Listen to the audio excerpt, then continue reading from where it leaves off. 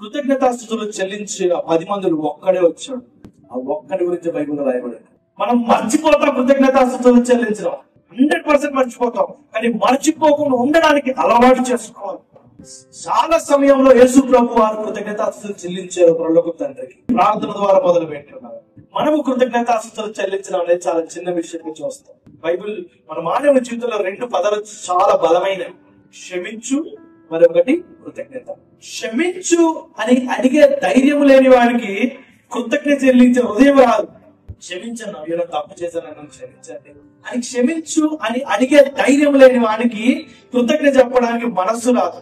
ఎందుకు తెలుసా? కృతజ్ఞత ఎందుకు చెప్పారు తెలుసా? మధ్యలో ఆ ఈగో అడ్డం వస్తుంది, ప్రైడ్ అడ్డం వస్తుంది. ఇందాక మనం వాక్యంలో విన్నాం, ఎవరైతే హెచ్చించబడతారో వారు తగ్గించబడతారు, ఎవరైతే తగ్గించబడతారో వాళ్ళు హెచ్చించబడతారు. ఎవరి చేత? దేవుని చేత హెచ్చించబడతారు. ఈ రోజున మనము థ్యాంక్స్ గివింగ్ చెప్పకుండా, దేవుని థ్యాంక్స్ గా చెప్పకుండా, అది ఆటోమేటిక్ అయిపోయింది, దానంతగా అయిపోయింది, వాళ్ళు సాయం చేస్తారు, వీళ్ళు చేయండి అనుకుంటే మనని మనం హెచ్చించుకున్నట్టే అవుతుంది. మనం వెంటనే తగ్గించబడతాం.